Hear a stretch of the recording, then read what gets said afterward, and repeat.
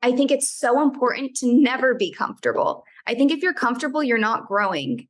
And every single day is a discomfort at Bipty right now. Like I'm learning so much every single day. It's not easy. It's not comfortable, but I'm growing because of it. And what's hard now is not going to be hard in the next 2-3 years. I'll have other battles that will be even harder, but that's the idea of like constantly leveling up, and only you know what is at that level for you.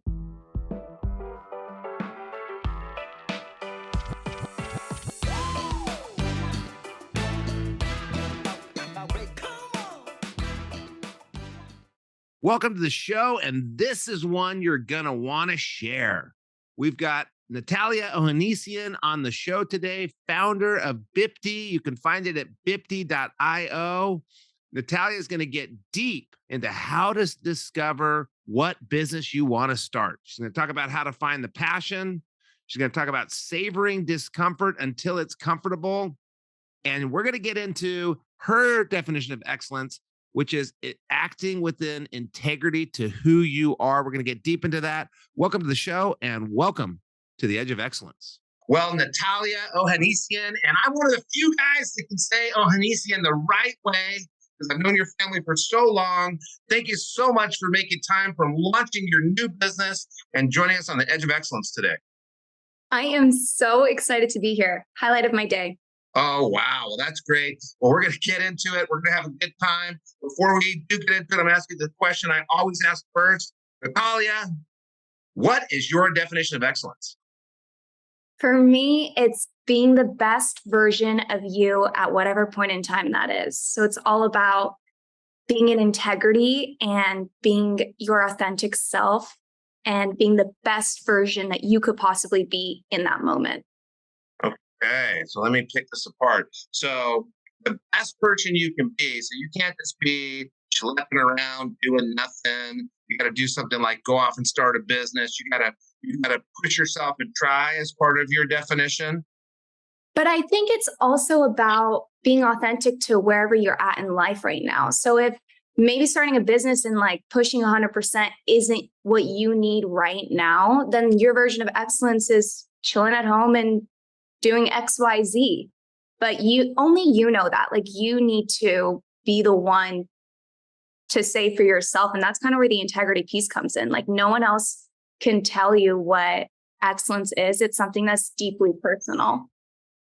Okay, we're gonna have to take a little diversion off my normal discussion. I don't know if I can ask how you're in your 20s. We'll say that you're a college graduate. How do you know? This is really good for people listening. And the audience is in their 20s. They're driving in the car and they're listening on 1.5 speed. And they're sitting there going, yeah, Natalia, you got it. Get my parents off my back. How do you know what is best for you at a period of time versus you're just being lazy or you're just not ambitious? I think that's where integrity comes in. And that's when you have to really be honest with yourself and look in the mirror. But I remember in high school, for example, I didn't really have a direction. I really leaned on my peers and my parents to guide me. And that was, I went to a school that was more competitive, and that really pushed me to be ambitious and excellent, so to speak. And then as I grew up, I was able to find that inner voice and kind of guide myself to find out what's excellent for me. And now my version of excellence is, kicking ass every day, waking up early and creating this business. But that might not be the case for everybody. Feel a tear welling up in my eye, and it's a sympathy tear for your father. Shout out to Deacon that you just said that. That is so wonderful. I'm going to go on another tangent. How do you find your inner voice?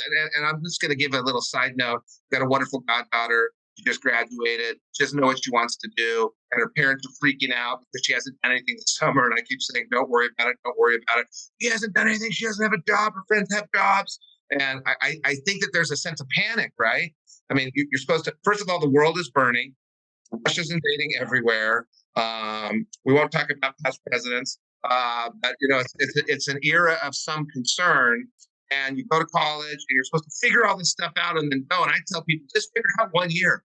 just figure out 1 year. And I tell my goddaughter's parents, shut up, leave her alone. You're making it worse. She just needs to figure out 1 year. How do you find that inner voice? How could she find the way to explain herself to her parents or our listeners right now? You're in the car, you're relating to this. How do you find that inner voice and express yourself? Or how did you do it? I think it's following your bliss and calling. And I think that's a really hard thing. So I didn't figure that out until a lot later. I didn't even want to go to college. And then I ended up just going to college because all my peers were going to college. My parents were like, you're going to college. There's not really a question. So that was like my first year plan. And then I ended up getting an internship my sophomore year because, well, that's what everybody was doing. And that's when I called you and I was like, I'm in a bind. I think I need to get a job. I need an internship. Everyone's doing this right now. There's so much pressure. But as I was doing all those things that I just knew was like the normal path to go down, I started to lean into things that excited me and things that energized me. And paying attention to that led me to my calling, so to speak, which is being an entrepreneur. For example, my commutes to my internship ended up teaching me that I wanted to be an entrepreneur because I'd listened to this podcast in my 45-minute drive up to work every day and 45-minute drive back. And that was a highlight of my day every single day. And that's how I figured out that I'm really excited about this. And I think this is my direction. What was the podcast? It's called Masters of Scale. It's by the guy who made LinkedIn or co-founded LinkedIn. It was the most amazing podcast, such a magical time. I highly recommend it to anybody who's interested in starting your own business. It's kind of like a How I Built This, but better. Okay, so you have a little system here that we can give some people some insights. If you're driving right now, don't start writing this down. Hit pause, wait till you're parked. But it's follow a path. It may not be your path. It may be your parents' path. It may be your friend's path. You need to decide if it's a positive path. It's not that let's go shoot heroin underneath the bridge path. It's where are the people that are doing what you want to do or going where you want to go going? Where do the people that love you, where do they send you? They have wisdom. Your dad has wisdom. You may not believe it in your teens, but in your 20s, you figure that out. Then find what's exciting to you. So you said you paid attention. Were you taking notes or was it just registering in your mind? How did you figure out what was exciting? I think you don't realize it's exciting until a pattern forms. Like I didn't even know I was interested in entrepreneurship until I found myself every single day listening to this podcast. And then in reflection, I was like, wait, there's something there. And then I started to research it. So just noticing what patterns come up. And it's really a feeling at the end of the day, if you're just kind of in tune with what's happening. And if you block out all the noise, there is so much pressure in the world. Be like this, act like that, social media, like perfect, perfect, perfect. And if you can just tune into where you are, again, your version, your best version of yourself in that moment, then I think you'll just find it. And I love what you said about when you're not sure, if you're feeling like you don't have a direction, lean on other people who maybe are where you want to be. Okay, so there's an investment of time. There's an investment of attention. You don't listen to one podcast, you listen to a few. You don't read one magazine article, you read a few. You don't talk to one person, you talk to a few. And you're looking for these patterns that make those butterflies form in your gut. And you're like, yeah, I'm going in the right way. And that's kind of your step 3. You follow the path, the good path. You find your excitement by paying attention, investing time, looking for patterns. You're using your time wisely. You're listening to a podcast on the drive. You're not listening to what I listen to, the news, which is really upsets my wife. And then the last thing, which you didn't mention, try things. And I know we're going to get into high school, we're going to get into college, but you had, and we'll come back to this, you had 3 internships. What were the 3 internships you had? You were trying different things and none of which you do now. They were all marketing related. And okay, so they were similar to what you do now. So you knew you liked marketing, you majored in marketing, so you had marketing internships. Sorry to interrupt. And I knew I liked marketing, not because I knew I liked marketing, but because everyone kind of said, wow, you have a knack for for XYZ, which ended up being a marketing major and a marketing role. So in those moments when you don't really know what you want to do, let's say, listening to people and paying attention to what the people around you are noticing for you that maybe you can't notice for yourself. But I did learn one thing from all of those internships, which was I do not want a 9-to-5 job. That was like the biggest takeaway. Going to work every day, sitting in a cubicle, following very streamlined tasks, not being creative and problem solving was not for me. And that's where Bipty came into play. Okay. So what were the 3 internships? You worked what 3 places? I worked at the Irvine company, which you got me into. I worked at Garage Team Mazda, and again, a return offer to Irvine company. Okay, so I did not get you anywhere. I called a friend, and you interviewed with that friend. So I didn't do anything. I said, I know somebody who's spectacular, and he made a few calls, and you got yourself the job, and he was talking to me the whole time, and I knew you were getting the job, and I wouldn't have recommended you. This is the secret. They say in the fraternity sorority world, doesn't matter what you know, it matters who you know. No, it matters what you do with what you know and who you know.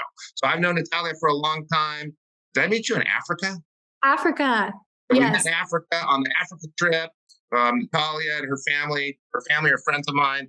Talking about the DISC test on this podcast a lot. We have an episode, I think it's episode 4, about the DISC test. I came in, we did a family DISC test. Remember that? Yes, I do. It was so cool. Yeah, that was cool. So we go way back. I know Natalia. I know the stories of Natalia. I talked to her mom, Nanor, about it. I talked to Viken about it. The parents keep each other apprised. So if you were the person sitting under the bridge shooting heroin, I would have never called Chris Marsh. Shout out to Chris Marsh for helping Natalia get that interview. But you had these marketing experiences while you're in college that helped you out of college decide where to go. Let's back up a little bit.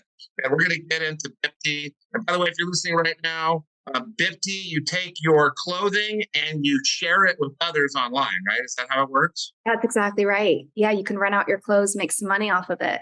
And then rent out other people's clothes and spend that money. And exactly. All of a sudden you have this huge wardrobe for less money, which is great if you're in your 20s. It's Bipty.com, right? Bipty.io, yes. Bipty.io, Bipty.io. Go check it out. Put your suits and your cool outfits up there for rent. See what else you can find. But before you started it, all those years ago, you're in high school. Where did you go to high school? I went to St. Margaret's. St. Margaret's, the rival high school of my beautiful son, Jake, who went to Sage. So you went to one of the best, probably the second best high school in all of Orange County. Very lucky.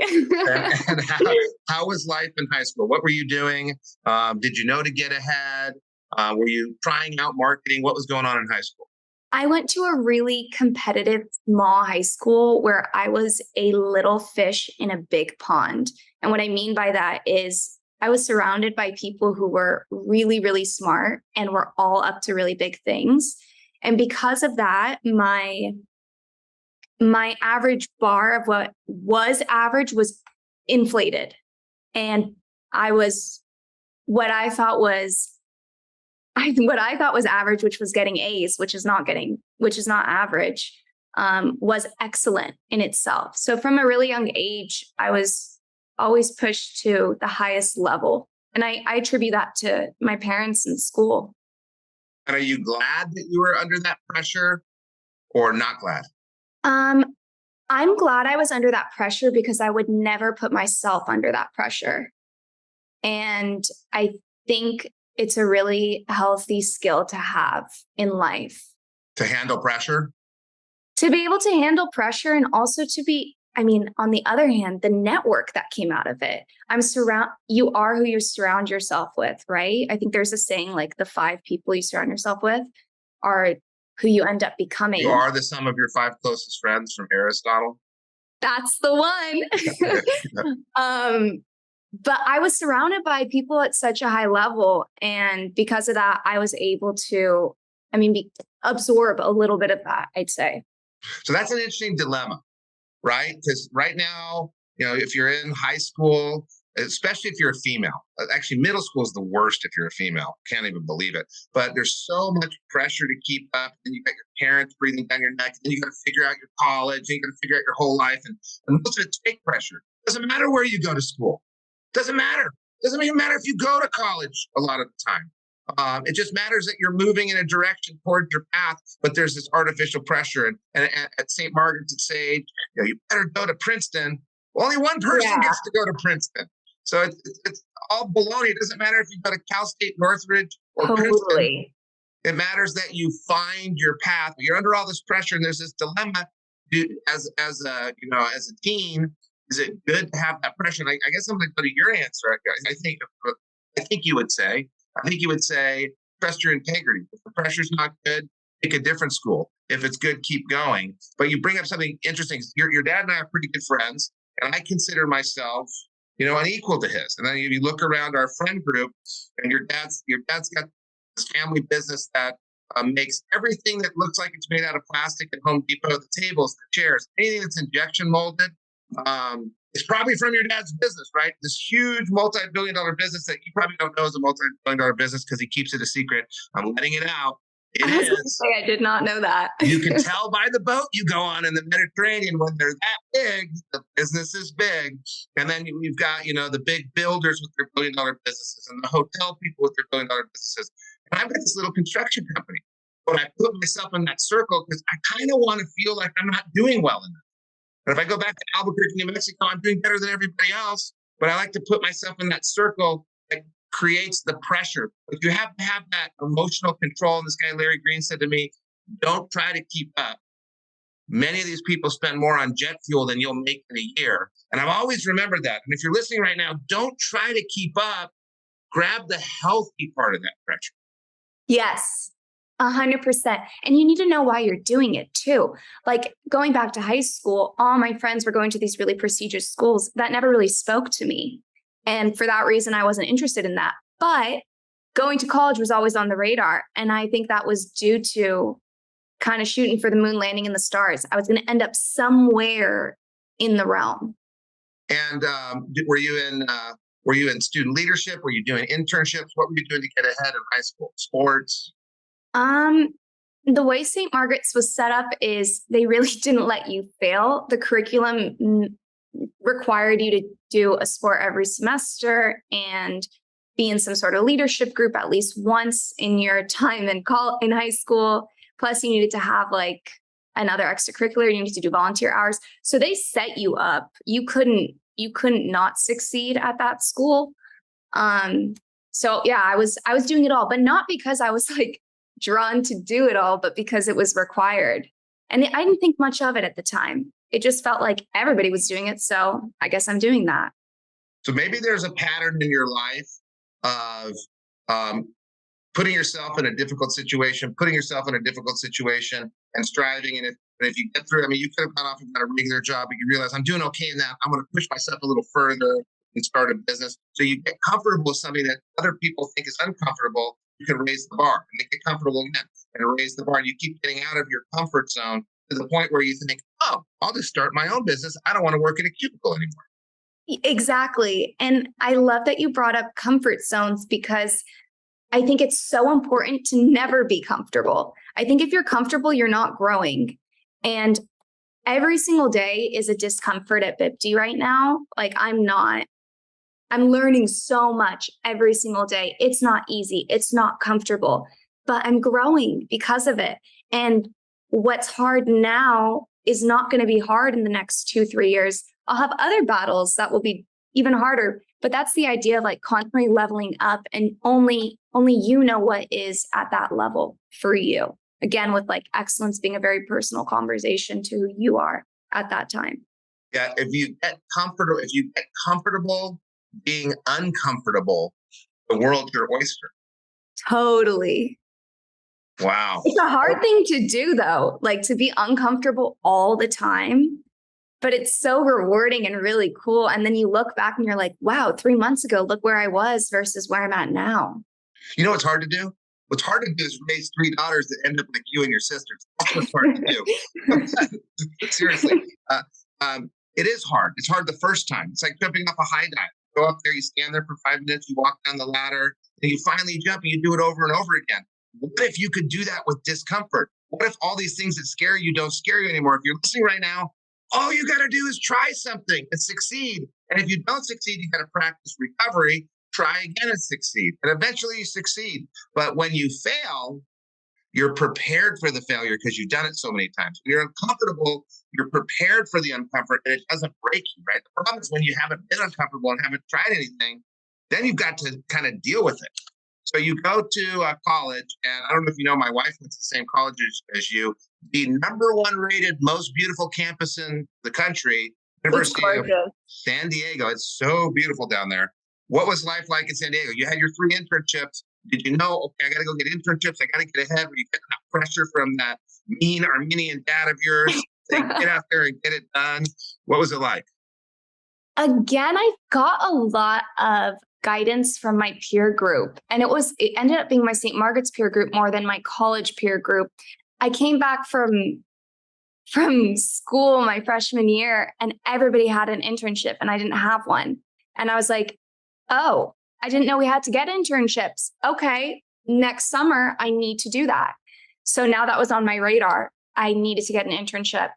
And then that kind of continued. I never got a lot of pressure from my parents. My parents really pushed me to be my best self. As long as I was just putting in effort, that's all they really wanted to see.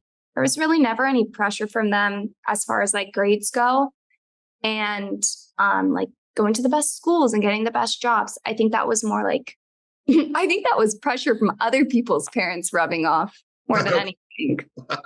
Well, that's a note to parents that listen to this. And we do have a few parents that listen to this, including Sean Baldwin. We always try to do a shout out to Sean Baldwin on the show. Pushing you to be your best self, not just pushing, and then picking their battles. So your parents' battle is effort. One of my battles is effort. Other people have different battles, but you can't battle everything. So they're pushing you to be your best self, but kind of trusting you to get it done. And you've done things in life to show that you warranted that trust, right? It's a little bit different if you've been screwing around all your life and you're smoking weed in your parents' bathroom, and maybe they're going to be a little bit less trusting, but they trusted you and they pushed you. And you went to college, your friends all got internships. I can't believe you had to take an internship. I have the largest internship in the United States, and he didn't tell you to get an internship. I talk to him all the time about that. So you go to college, and when did you graduate? I graduated 2020. Perfect timing. Great year to graduate. Perfect. So you graduated virtually. I graduated virtually. It was a really interesting time. And I'm so happy to be a 2020 grad because the world went into hibernation and I decided to start my business. And it was almost like a pause in time where I could just learn and try things. And like, what an incredible opportunity. That never happens in real life. Ever. You can create your own COVID. It's 2022, and hopefully COVID's going away. You can still create your own COVID. You can create your own opportunity. But let's talk for a second. You get out of college. You got all your friends pressuring you, either subliminally or directly. You got you live in Orange County. You got successful family with successful friends. There's all this implied pressure, and you say, "Wait a second. I'm not going to go after that Irvine Company job that I'm sure you would have had," which is, those people listening don't know what Irvine Company is. They invented the planned community. So your tract home neighborhood you live in was invented by the Irvine Company. It's one of the biggest businesses in Southern California. Could have got a great job there, and you decide, nope, I'm going to start a business. So first of all, how did you decide to start a business? And then second of all, how did you decide that the business you would start was Bipty? It was a no-brainer. I don't know how to explain it other than I really had no other option in my mind than to start this business. It was almost like an itch I needed to scratch, and there was really no other way around it. I'm so privileged that I get to come back home, and my parents came and they were like, come on back, start your business, live at home. And I don't think everyone has that opportunity. But I think being in your 20s, this is the time to experiment and explore. Like, you can get a job anytime. You can if you can save up anytime like that, but having this time where you have no responsibilities and you can just like explore a concept and see where it takes you and learn along the way, I think that's really special. So I think that was the answer to your first question. Yeah. So your gut was, I mean, it was just singing to you, and that's not going to happen to everybody. You had 3 internships. You talked to a bunch of people. Back to your definition of excellence. You knew what your honest self was. You knew what your integrity was. You knew what your authentic self was. You'd been through these experiences, and it wasn't just in the car listening to podcasts, but you've been using your time wisely and making mental note. So you were developing your gut reaction and developing your ability to decide, so you could trust your gut and know, hey, I'm mature enough to know I'm going to go this way, to go off and start your business. But how did you decide it was going to be Bipty and that you're going to do this clothing exchange? So summer of my junior year, so going into senior year, I came up with the concept of Bipty. So I had some time to test it out in a safe environment when I was still in school. And then by the end of school, I was like, okay, this is what's happening for sure. And I went into that. But it was that same summer where I was listening to those podcasts nonstop. And growing up, I always just was looking for ways to make things better, more efficient. And I always had these ideas. And it was almost like I would come up with an idea and I would tell my parents or my sisters. And then 6 months later, it would just pop up. And I was like, okay, there might be something there where I like to come up with things to make things more efficient. And for me, a really big struggle is clothes. I like clothes. I want to buy a lot of clothes, but fashion moves so quickly, and it's just like waste of money, waste for our environment. And I thought there needed to be a better way to do it. So I kind of brainstormed a few ideas, and this is what I landed on. Tested it out my whole senior year with slight different models, got a lot of feedback, built up a user base, and decided to just put 100% of myself into it after I graduated. Wow. So I talk to people and they want to go off and start businesses and they don't know what the idea is, or they have an idea and they're just going to stop everything and dive into the idea. Yours is a little different, right? You thought a lot and then you tested before you jump. And I think that's probably the wise move. How different is the Bipty model now than the first version? So different. So it always stayed in the tune of renting clothes. So that hasn't changed. But in the beginning, it was really a rent the runway for younger women. So it was a subscription model and you could rent from the business. It was going to be me. And I would have all these clothes that you could rent from. That was scratched. It ended up being too expensive. Then we moved to this college-based model, right? Because I was in college and I was in a sorority. So I was like, let's just do local pickups, meetups, drop-offs for events. And I succeeded at that on a really small scale. And as I was trying to scale the business, that's when it started to kind of fall through. We pivoted again. And now we're at this nationwide peer-to-peer model, much more like a Poshmark or a Depop. And it's working. And I'm sure we'll pivot 100 more times. And again, I think that goes back to your model of investing energy and paying attention. So it's registering, because when you're an entrepreneur, you have to be able to make gut decisions, and you have to be able to make gut decisions somewhat quickly. So how do you make a gut decision? You have wisdom. So you have to develop wisdom through experience, but then also thinking about your experience. So you're going through all these, were you taking notes? Was it just pure gut?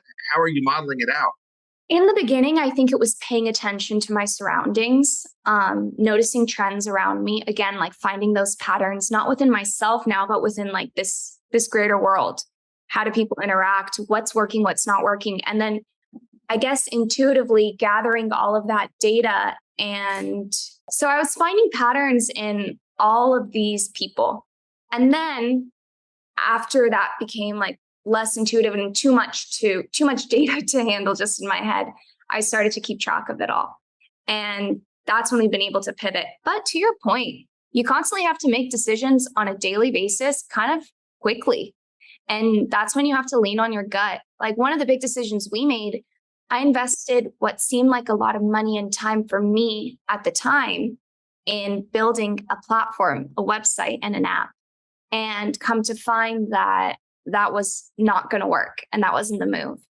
And within a week, making the decision that what took 8 months is no longer useful and we're scratching it. It's done. We move forward. Don't look back. What do we have to do now? And it was a hard decision in the moment, but once you make your decision, you just stick with it and you move forward and you do everything that you can do to make your new decision work. And if your new decision doesn't work, you pivot again and you do everything that you can do to make your new decision work. And at some point, you're going to end up where you need to be. You make the hard decisions because you made hard decisions before because you're comfortable being uncomfortable. You don't have decision paralysis. You have all these experiences that you've been registering, and you've got a short life, all your short life, but it's enough to give you an opportunity to feel okay about a decision. And the more you make, the more comfortable you feel, right? And you start to have confidence in yourself that you know you'll be able to bounce back and you know you're going to be able to figure out a new solution. And I think having confidence in your own intuition and gut feeling is so important. I think you can't really do anything without that. No, and you have to earn it. Yeah. Well, you have to prove it to yourself. I did a really big stunt. I did like an exercise to build confidence in my integrity. Have you heard of the 5 a.m. challenge? Don't tell me, is that from Sharon? Yes, the 5 a.m. club. Yes. You're in the 5 a.m. club? No longer, but there was a time, there was like a 6-month period where I would wake up every single day at 5 a.m. and have my whole routine, and I followed the book. And it wasn't about waking up at 5 a.m. That was never what it was for me. It was about building the trust in myself and the integrity that I said I will wake up at 5 a.m. I can believe myself because I've woken up at 5 a.m. for 66 days in a row now. And because of that, you build that confidence and integrity. Do you know Sharon? No. Do you know that, I want to meet him. Do you know that me and your dad know Sharon? Why doesn't he tell me these things? Like he knew. Why he doesn't tell you these things because he's letting you develop your own wisdom. Look at where you are now. What a great job he did. You need to go give him a hug after this. Maybe buy him a present. Say thank you. Sharon was actually on our podcast before. But yes, no way. Yeah, he's a friend of your dad's and mine. That's funny. So the 5 a.m. club. Shout out to the 5 a.m. club. It made a difference. Natalia didn't even know that she had the connection there.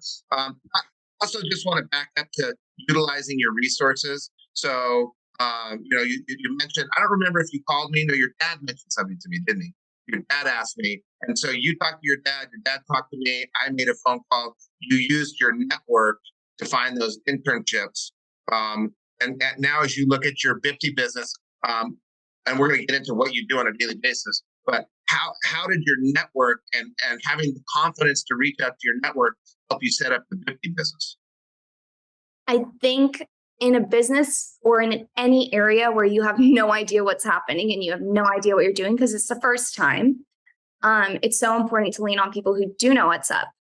And I have found, I find myself doing like lump periods where I'll really push on reaching out to people. Takes a lot of my energy. So, because I go hard and I really network.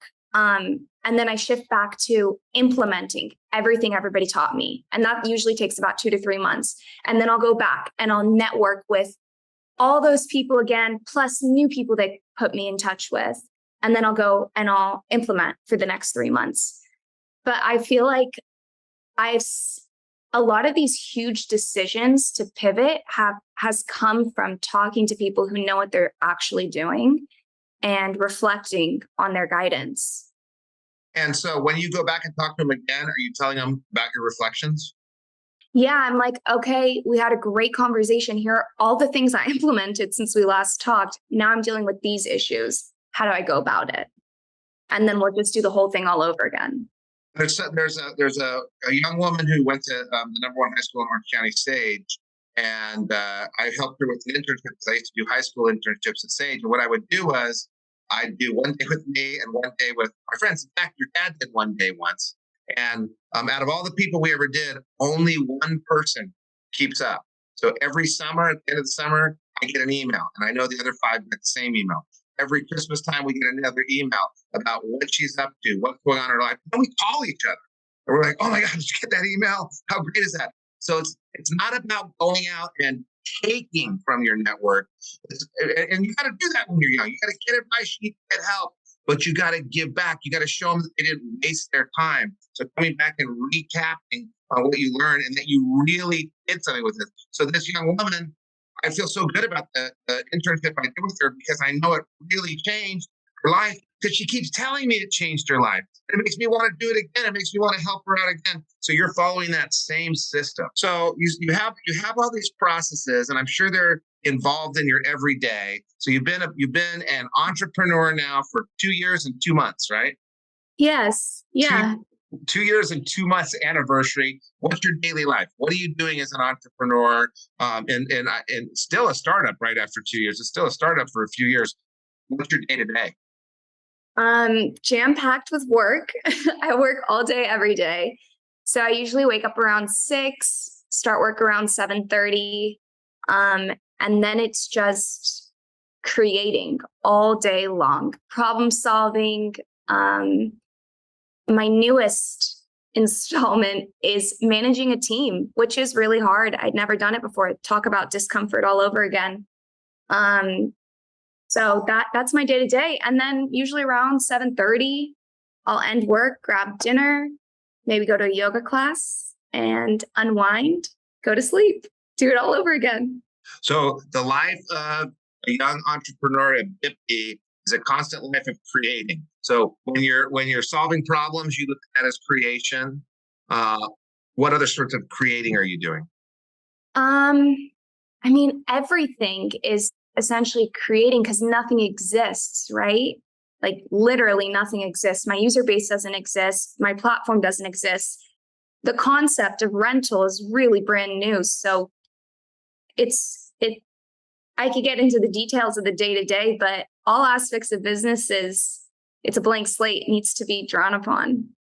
And then, so what is your team doing? What roles in the business? You started off, you're the one person, you're running everything. You're the CFO, you're the receptionist, you're the sales manager, you're everything. Now you're starting to hire different people. What are their roles in your business?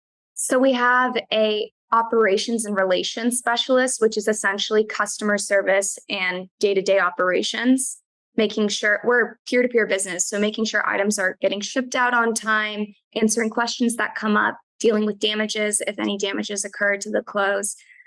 So dealing with our community relations.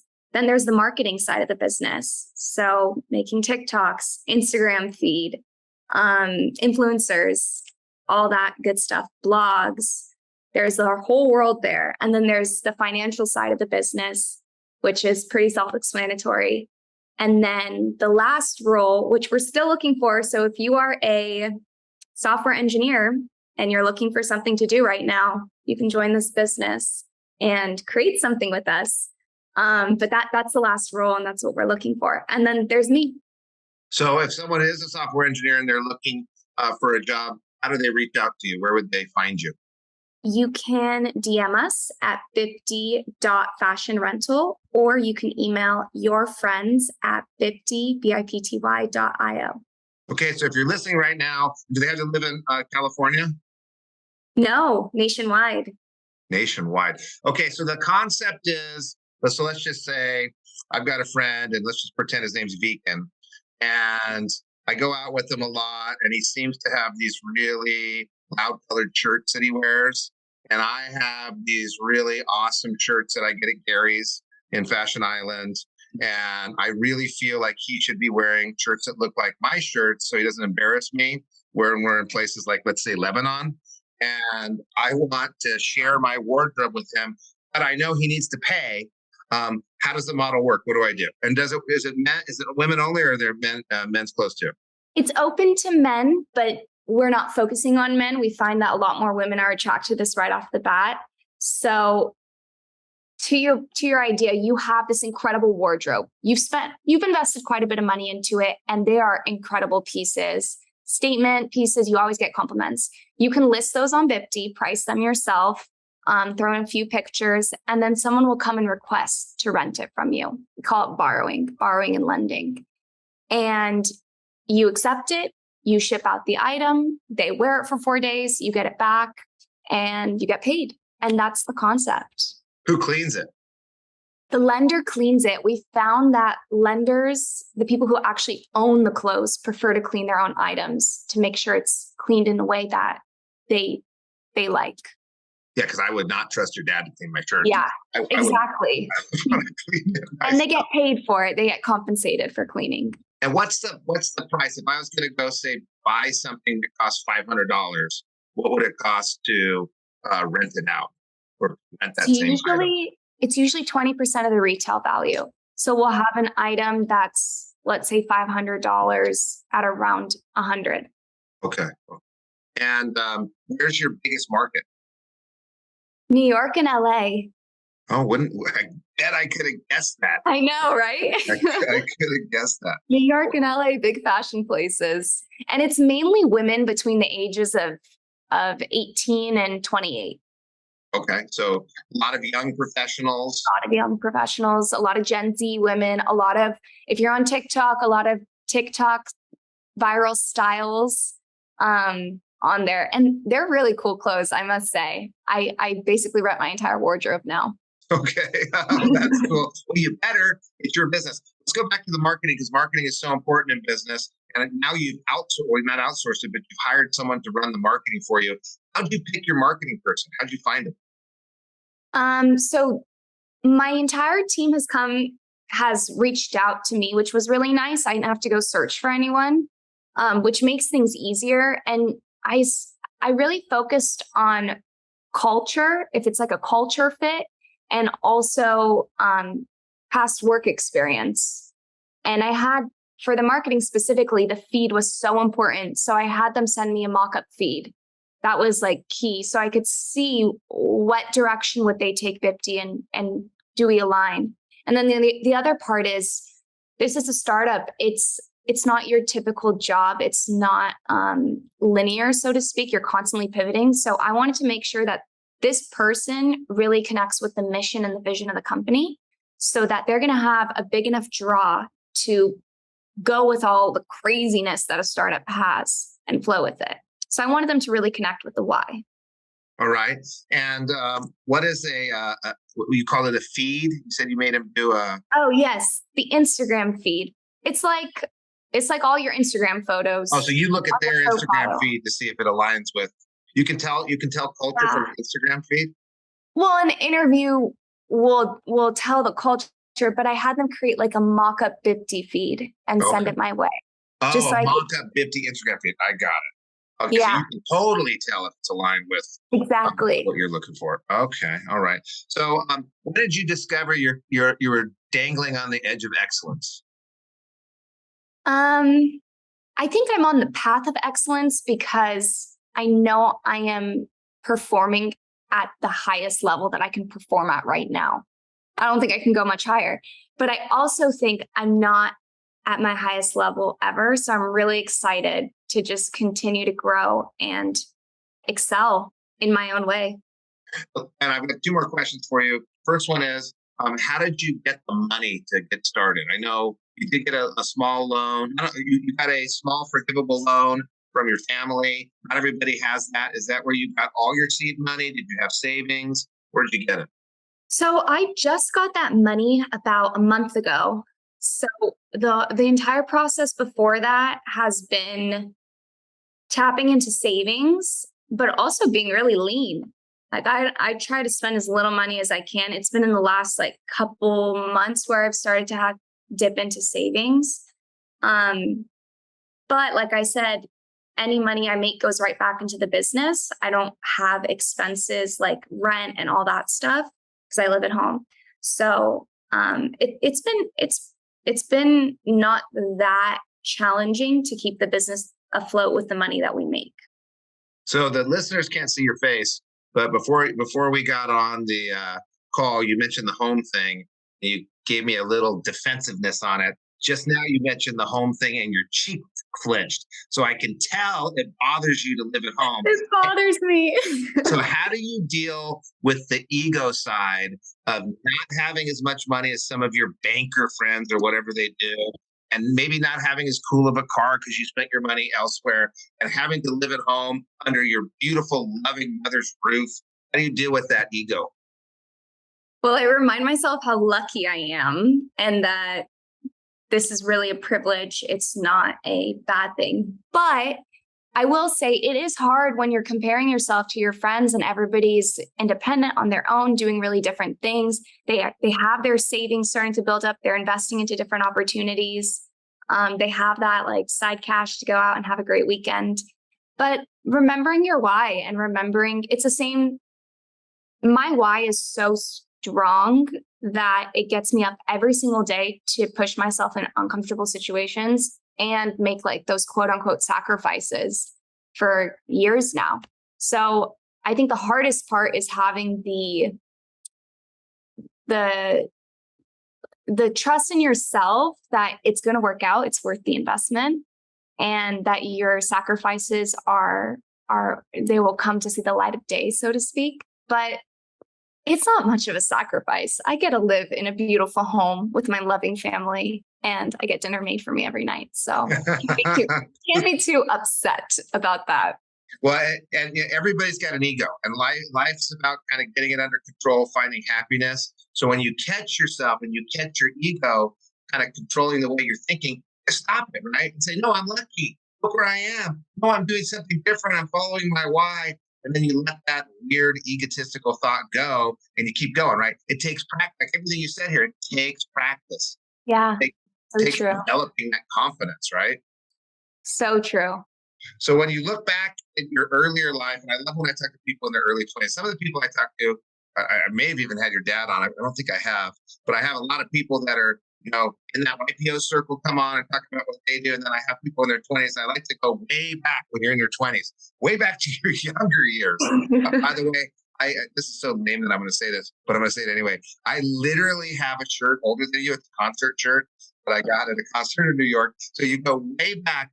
What sacrifice did you make way back in time, maybe starting your business or at least setting yourself up for success that you would go back and make over and over and over again? But it didn't felt like a sacrifice at the time, and now you're stoked you did it.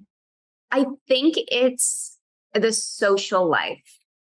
I really had to reprioritize going out all the time and like hanging out with friends and building those relationships. You just can't do it all, You can focus on yourself, you can focus on your business, you can focus on your health.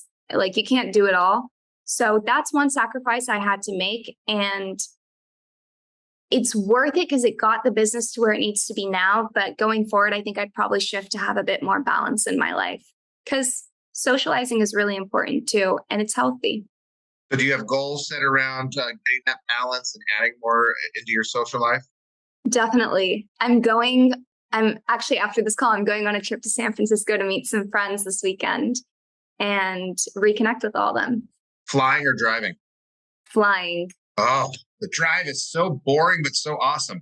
Okay, well, I hope you have a great time on your trip. I really appreciate you making time for us today and joining us on the Edge of Excellence. And if you're listening right now, you're in the target market. Katie Kenny, I know you're listening to this. Katie Kenny, go to Bipty. Check it out. They've got some great clothes. Natalia, your parents are going to be so stoked to listen to this show. Thank you so much for making time. I'm proud of you too. Thank you for coming on the Edge of Excellence. Thank you so much.